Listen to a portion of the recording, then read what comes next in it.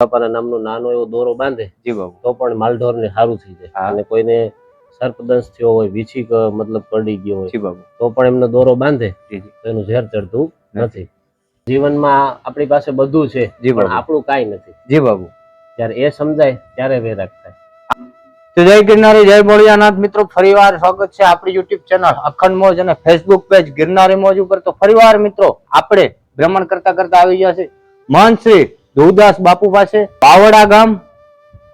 લાલ સ્વામી બાપાનું બહુ સુંદર મજાનું આશ્રમ છે અને આશ્રમ બહુ પ્રાચીન છે અને ઐતિહાસિક છે. તો આપણે મહંત શ્રી ધુદાસ બાપુ પાસેથી આશ્રમનો ઇતિહાસ અને તેમજ લાલ સ્વામી બાપાનો ઇતિહાસ, કેમ કે અહીંયા પણ મિત્રો પ્રાચીન સિપરા છે જ્યાં એમ કહેવાતા કે બાપુ કાળજા કાઢીને પોતાના ધોતા નદી કિનારે બાપુ, અને હજી પણ તે સિપરું લાલ કલરનું છે, પથ્થર આખો લાલ થઈ ગયો. તો જય ગિરનારી બાપુ. જય ગિરનારી, જય સિયારામ. જય સિયારામ.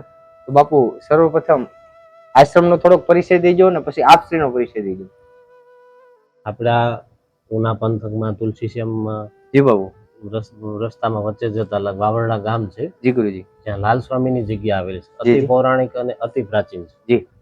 અને અહીં જે તે સમયે લાલ સ્વામી બાપા એવું કહે છે ગીરમાં રહેતા. જી બાબુ.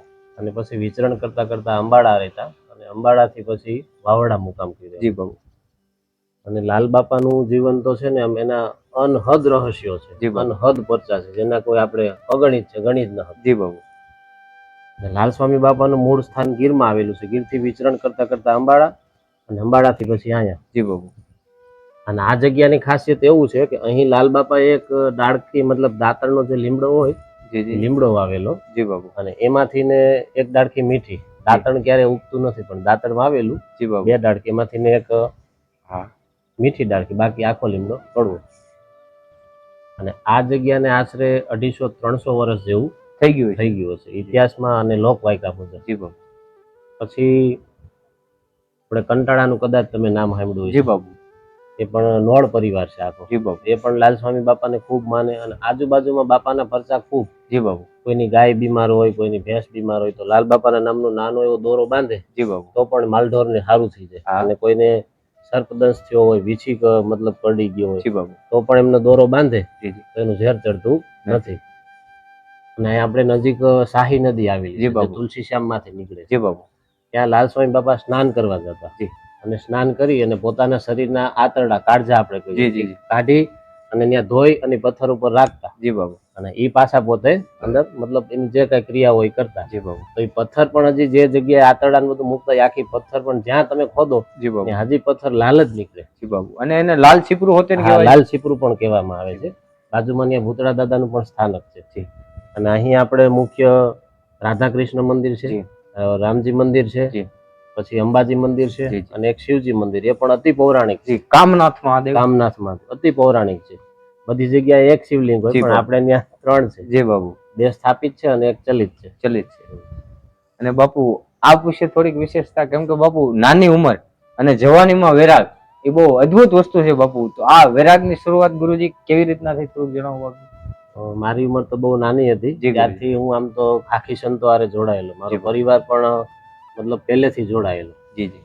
અને મૂળ અમારે અયોધ્યામાં જે હનુમાનગઢી છે જી બાપુ, એમના સંતો અમારે ઘરે ત્યાં અવર જવર કરતા. પછી આપણે ડાકોરમાં જે દાઉજી મંદિર છે એ બધા અમારે ત્યાં મતલબ મારા ગુરુજીને અવર હું નાનપણથી જ આમ કે ને કે સાધુ સંતો જોડાયેલા. અને મારા દાદા ને જે કાંઈ પારિવારિક બધા હતા એ સંતોની પરંપરા મુજબ.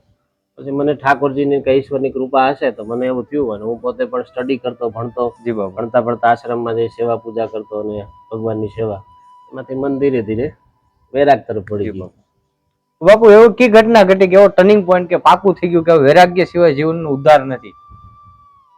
આપણે કહીએ ને કે જીવનમાં આપણી પાસે બધું છે પણ આપણું કાંઈ નથી. જી બાબુ. ત્યારે એ સમજાય ત્યારે વૈરાગ થાય. આપણી પાસે બધું છે પણ આપણી પાસે કાંઈ નથી. હા, ત્યારે વૈરાગની શરૂઆત. જી બાબુ. હોય છતાં પણ આપણું નથી હોતું એના જેવું. અને બાપુ હમણાં આપણે કેમેરો બંધ હતો થોડીક ચર્ચા કરતા હતા બંને કે જે પ્રાચીન જગ્યાઓ છે, જે પુરાની જગ્યાઓ છે, સાધુ સંતો વિનાની એમને પડી રહી છે અને નવી નિર્માણ કરે છે સાધુ સંતો કે જે નવા મહંતો છે. તો બાપુ એનો કાંક ને કાંક રસ્તો શું? જે પૌરાણિક જગ્યાઓ જૂની જગ્યાઓ છે જ્યાં જે તે સંપ્રદાયના અથવા જે તે પરંપરાના સંતો હોય જી બાબુ, એમની નીચે કોઈ સાધુ આવે અથવા એમનો કોઈ શિષ્ય આવે જી. તો એ જગ્યાનું મતલબ જળવાય રહે બધું. પણ હવે અત્યારે ભાગ્યે જ કોઈ નવા સાધુ બને છે અને જી કોઈ બાબુ. લગભગ તો બનતા જ નથી. હા બાબુ, અને દેશી ભાષામાં કહીએ આપણે કે ઓલા બધા જે રસ્તામાં ના તે બધું જે વિચરણ કરતા હોય જી એને એક જગ્યાએ સ્થાયી રહેવું ગમતું નથી.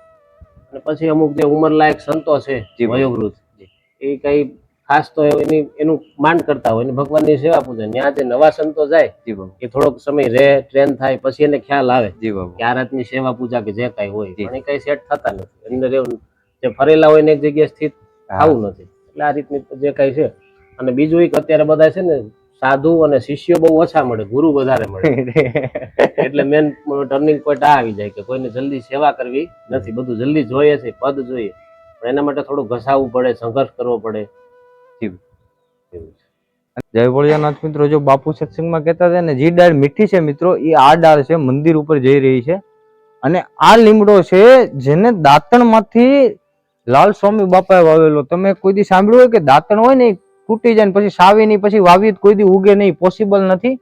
પણ સંતો અને સાધુ સંતો માટે કાંઈ ઇમ્પોસિબલ હોતું નથી. કોઈ વસ્તુ એવું કે ન થઈ શકે કે ના થઈ શકે, થઈ જ શકે. તેમજ મિત્રો આ સુંદર મજાનું આખું આશ્રમ છે. ચાલો હું તમને બાપુના દર્શન કરાવું, તેમજ કામનાથ મહાદેવના દર્શન કરાવું. જે પ્રાચીન શિવાલય છે. અને આ મંદિરની એક વિશેષતા પણ એ પણ છે મિત્રો કે અહીંયા 3 શિવલિંગ છે. હું તમને 3 શિવાલયના દર્શન કરાવું છું. આપ જોઈ શકો છો મિત્રો, આ લાલ સ્વામી બાપાનું આસન છે અને પૂરું લાકડાથી બનેલું છે, પ્રાચીન.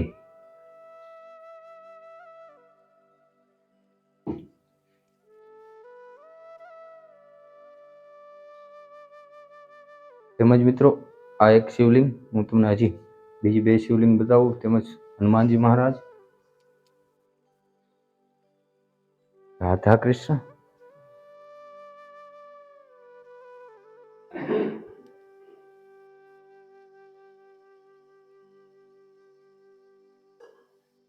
રામચંદ્ર ભગવાન, માં ભગવતી,